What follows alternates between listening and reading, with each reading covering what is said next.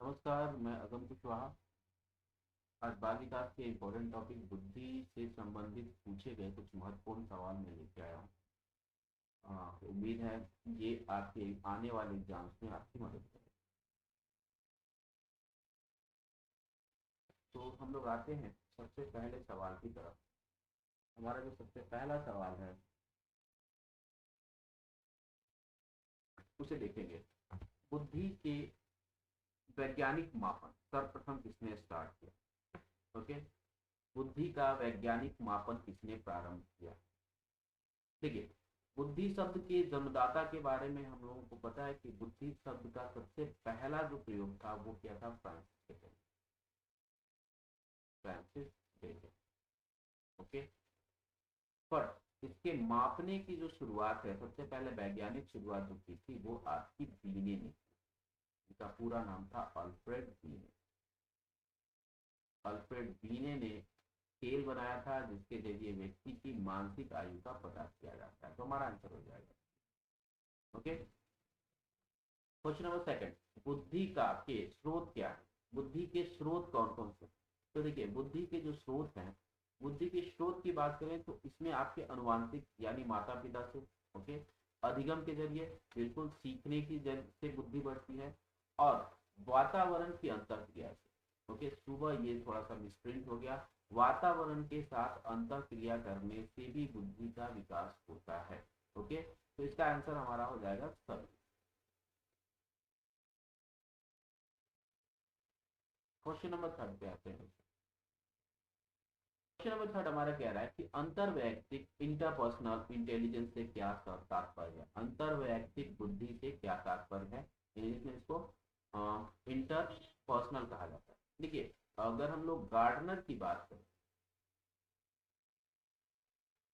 Gardener के सिद्धांत है आपके बहुबुद्धि का।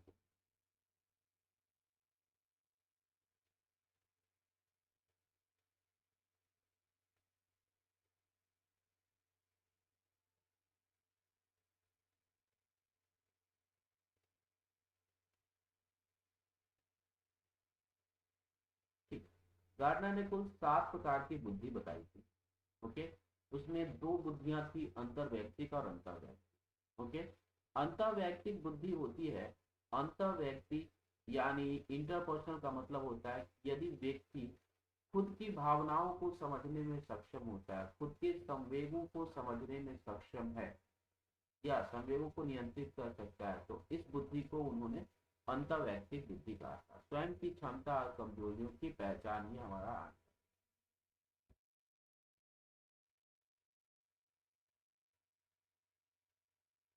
ओके। अंतर्वैयक्तिक, दूसरा क्वेश्चन आपका था अंतर्वैयक्तिक, इंट्रापर्सनल। इसमें हम लोग क्या करते हैं, दूसरों के व्यक्तियों की क्षमताओं को पहचानने की क्षमता जो होती है ये अंतर्वैयक्तिक कहलाती है। ओके। चलिए नेक्स्ट क्वेश्चन पे आते हैं। गिलफोर्ड के बुद्धि संबंधित मॉडल में कुल कितने खाने? ठीक है, गिलफोर्ड का जो बुद्धि का सिद्धांत है उसको हम लोग कहते हैं त्रिविमीय बुद्धि का सिद्धांत।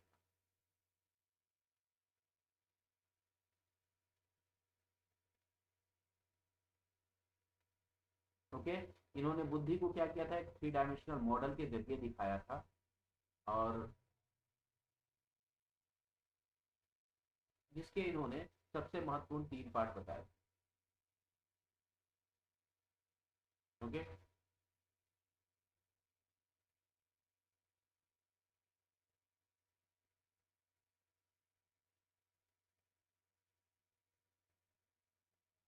ठीक है, इनपुट, ऑपरेशन और प्रोडक्ट। तो इन्होंने कहा था कि इसमें इन्होंने सबसे पहले जो आपका इनके और टुकड़े किए थे, 5 टुकड़े बताए थे इन्होंने इनपुट के। इसके सॉरी, इसके 4, इसके बताए थे इन्होंने 5, और इसके इन्होंने 6 टुकड़े बताए। तो स्टार्टिंग में इन्होंने जो आपके पोस्ट बताए थे वो कितने थे, 120। ओके, रिपोर्ट के बुद्धि संबंधित मॉडल में कुल 120 पोस्ट थे। बाद में इन्होंने इसको 50 किया, और अंततः आपका 180 है। ठीक है। तो फाइनली गिलफोर्ड के बुद्धि संबंधित मॉडल में कुल पोस्ट आपके 180 है, ये फाइनल वाला है। बट इनिशियली आपका 120 था, तो 120, 150 और 180 में से जो भी आंसर होगा वो आपका सही आंसर माना जाए। ठीक है, आगे आगे सवाल की तरफ चलते हैं हम।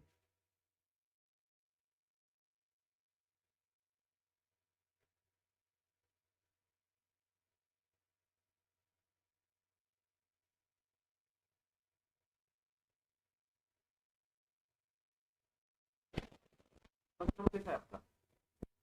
एक अध्यापक की परीक्षा क्या?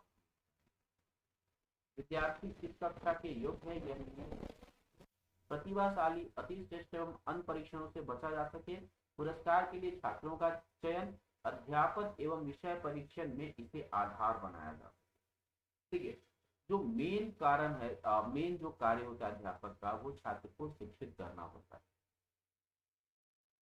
ओके, तो यहाँ पे बुद्धि परीक्षण का उपयोग शिक्षक क्या कर सकता है? अध्यापन और विषय परीक्षा में, यानी कौन सा बच्चा किस विषय के लिए उपयुक्त है, इसके आधार पर, वो बुद्धि परीक्षण के आधार पर तो उसको वो विषय पढ़ाएगा या फिर पढ़ने की सलाह।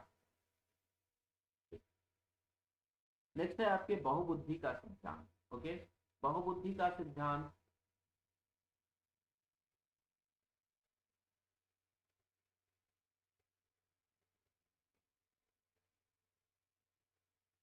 बहुबुद्धि का सिद्धांत, ठीक है, को वैध नहीं माना जाता है, क्यों? बहुबुद्धि का सिद्धांत आपका मैंने अभी बताया था आपको, बहुबुद्धि का सिद्धांत दिया था गार्डनर ने। ओके, और एक और सिद्धांत जो थॉर्नडाइक के द्वारा दिया गया था, उसको हम लोग कहते हैं बहुबुद्धि का सिद्धांत है।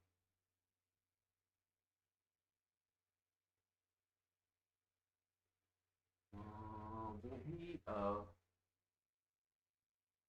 बहुबुद्धि से ही रिलेटेड है आपका। ओके, छोड़िए इसको। ये सभी सात बुद्धियों को समान महत्व नहीं देता है। यह केवल अब्राहम मैस्लो के जीवन भर के सुदृढ़ अनुभवात्मक अध्ययन पर आधारित है। यह सर्वाधिक महत्वपूर्ण सामान्य बुद्धि के अनुकूल संगत नहीं है। विभिन्न प्रक्षणों के अभाव में भिन्न बुद्धियों का मापन संभव नहीं। ठीक है, तो इसको वैध इसीलिए नहीं माना जाता क्योंकि इसका मापन नहीं किया जाता।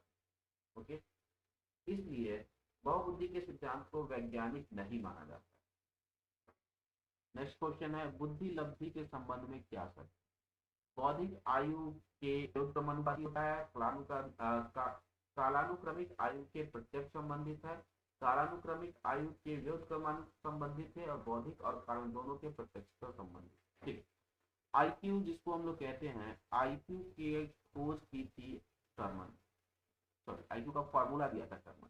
ओके, और इन्होंने कहा था mental age upon real as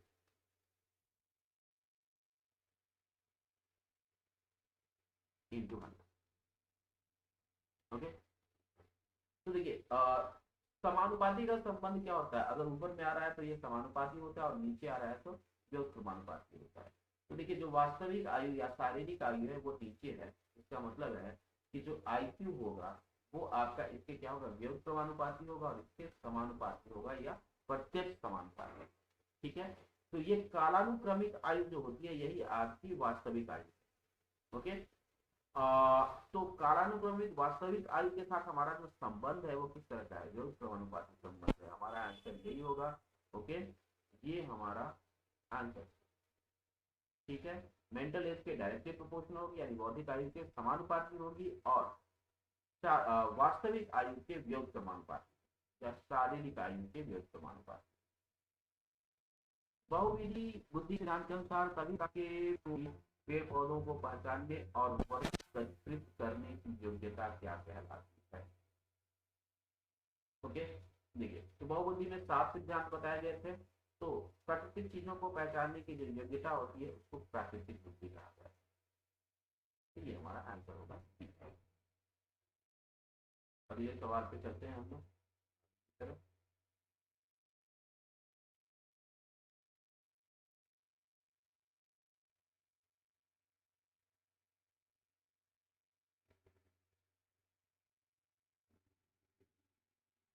निम्नलिखित में कौन सा निरीक्षण हार्वर्ड गार्डनर के बहुबुद्धि सिद्धांत का समर्थन करता है? मस्तिष्क के एक भाग में हुई क्षति केवल एक विशिष्ट योग्यता को प्रभावित करती है, न कि संपूर्ण।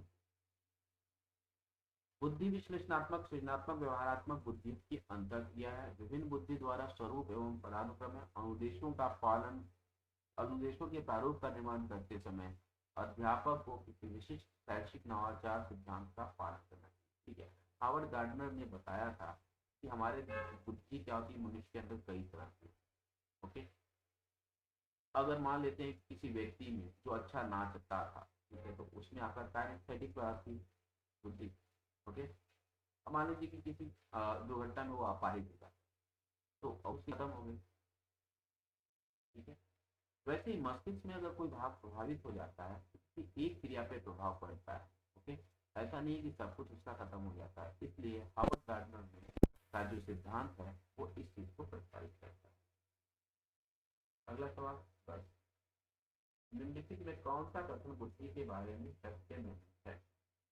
एक व्यक्ति की मानसिक क्षमता है, सामान्य संतुलन स्थापित करने में सहायक, व्यवहार की गुणवत्ता में से आंकी जाती है, ये अस्थायी एवं परिवर्तनशीलता की विशेषता है, या स्थायी एवं परिवर्तनशीलता की विशेषता है, ये आखिरी आपका। ठीक है, बुद्धि स्थायी नहीं होती। ओके, बाकी सारे हमारे सही है। मानसिक क्षमता है नहीं। ओके, अनुकूलन की क्षमता को ही बुद्धि कहा था थॉर्नडाइक ने। व्यवहार की गुणवत्ता, देखिए सामयिक बुद्धि में हम लोग इसका इस्तेमाल करते हैं। तो बुद्धि स्थायी नहीं होती है, बदलते रहते। ओके, अधिकांश व्यक्तियों की बुद्धि औसत होती है, बहुत कम लोग प्रतिभा संपन्न होते हैं और बहुत लोग मंदबुद्धि होते हैं। यह कथन के प्रतिष्ठितों पे आधारित है। ठीक है, नॉर्मली एक स्टडी कहती है कि 2% लोग ऐसे होते हैं जो अति प्रतिभाशाली, यानी 140 से ऊपर आईक्यू वाले, और इतने ही लोग जो आपके होते हैं वो आपके 60 से कम बुद्धि वाले, 60 से कम आईक्यू वाले होते हैं। ओके, तो ये दिखाता है कि बुद्धि का जो वितरण है ये बुद्धि से संबंधित है, उसका जो डिस्ट्रीब्यूशन है वो आपका एक जैसा नहीं। ओके, संवेदात्मक बुद्धि का सूत्र किसने दिया था? संवेदात्मक बुद्धि की चर्चा सबसे पहले डेनियल गोलमैन ने की। सामवेगिक बुद्धि में सबसे पहली चर्चा डेनियल गोलमैन ने की थी, और उन्होंने गार्डनर के बहुउद्देश्य सिद्धांत से ही इसको प्रतिपादित किया।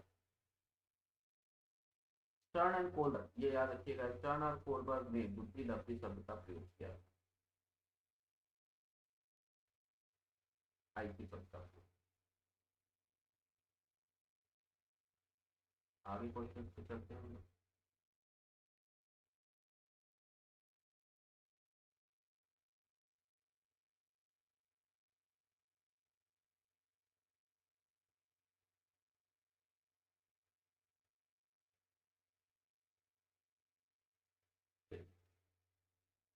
एक बालक को बगीचे में ले जाकर हरियाली से परिचित कराया जाता है तथा उस बालक को विद्यालय में हरियाली पर निबंध लिखने को कहा जाता है। यह बुद्धि का कौन सा, यहाँ बुद्धि कौन सा कार्य है? देखिए, हरियाली को देखना और फिर उस पर निबंध लिखना, ये हमारे चिंतन का विषय है। ओके, हरियाली के बारे में आप क्या सोचते हो? ओके, और ये किस तरह का चिंतन है? तो ये हमारा अमूर्त, तो ये हमारा अमूर्त चिंतन का विषय। किसने कहा था बुद्धि सीखने की योग्यता है? बुद्धि सीखने की योग्यता है। ओके, कई मनोवैज्ञानिक ये मानते हैं कि बुद्धि जो है वो आपका अर्जन की योग्यता है, उनमें एक है आपके बहिर्मुख। ठीक है, बुद्धि अमूर्त विचारों के बारे में सोचने की योग्यता है। ओके, अमूर्त विचारों को सोचने की योग्यता है, ये मानना था आपके टर्म। एक बालक जिसका आईक्यू 130 से अधिक है वह कैसा विद्यार्थी कहलाएगा? प्रखर बुद्धि, साधारण, तेज विद्यार्थी, या इनमें से कोई? अगर हम लोग प्रखर बुद्धि वाला 130 से 140 के बीच के लोगों को प्रखर बुद्धि वाले लोग कहा जाता है, यदि 140 वाले लोग अति प्रतिभाशाली। ठीक है, 120 से तीव्र बुद्धि कर लेते हैं, और 110 से 120 के बीच में हम लोग तेज विद्यार्थी कहते हैं, और 90 से 110 तो आपको पता ही होगा।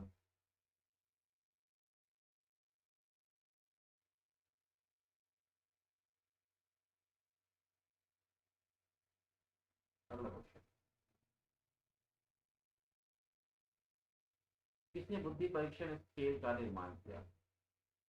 सबसे पहले बुद्धि परीक्षण स्केल का निर्माण किया गया तो उसका नाम था साइमन। ओके, तो बुद्धि परीक्षण स्केल का निर्माण दोनों ने मिलकर किया होगा, तो स्टैनफोर्ड स्केल इसका बाद में नाम पड़ा।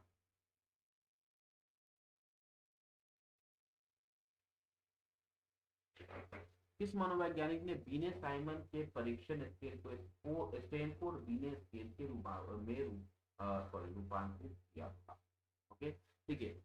बीने साइमन को स्टैनफोर्ड स्केल पे टर्मन ने किया था और ये किया था उन्होंने 1915।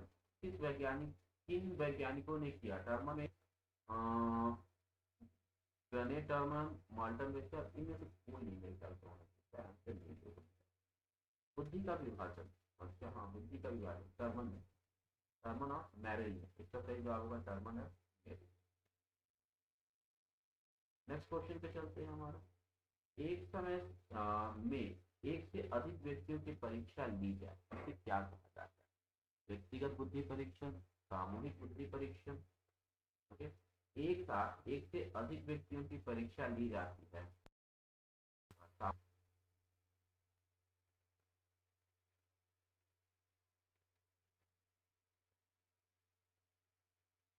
साक्षात्कार। कोई नहीं, वो पहले वाला ऑप्शन ही है, तो इसको आप कर लीजिए। 21 क्वेश्चन। किस युक्ति से व्यक्ति या बालक की स्वयं की राय अथवा उसके द्वारा अपने विषय में कहे गए कथन अधिक महत्वपूर्ण रखते? ओके, देखिए कई सारी युक्तियां, बुद्धि परीक्षण के कई सारे हमारे पास युक्तियां हैं। ओके, उनमें एक युक्ति है जिसको हम लोग कहते हैं प्रक्षेपी युक्ति।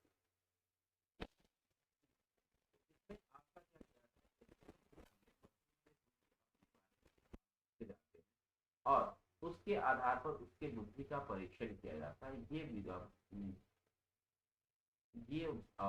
तरीका प्रक्षेपी युक्ति कहलाता है परीक्षण में। एक बालक की बुद्धि दबी है, 85 का मतलब क्या होता है? 85 का मतलब है कि उसकी बुद्धि सामान्य बच्चों से थोड़ी कम। ओके, तो सामान्य बच्चों से थोड़ी कम है तो हम लोग उसको किस में रख सकते हैं? उसको हम लोग पिछड़ा बालक कहते हैं, सामान्य बुद्धि नहीं कह सकते हैं, बुद्धि नहीं कह सकते। स्पीयरमैन के अनुसार बुद्धि के तत्व, स्पीयरमैन का जो सिद्धांत है, ओके, उन्होंने द्विखंड और त्रिखंड का सिद्धांत किया।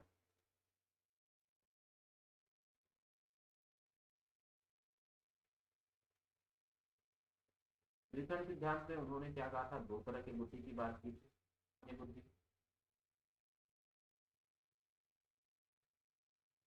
और विशिष्ट बुद्धि।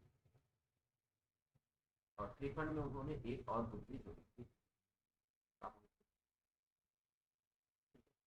तो बुद्धि के तीन तत्व हैं, सामान्य योग्यता, विशिष्ट योग्यता।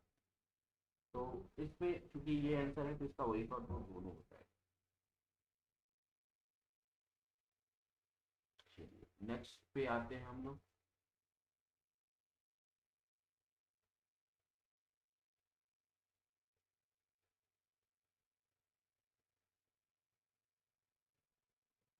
जलोटा ने परीक्षण किया था, देखिए जलोटा विधि जो है वो भारतीय परिप्रेक्ष्य में बुद्धि परीक्षण के लिए इस्तेमाल किया जाता है,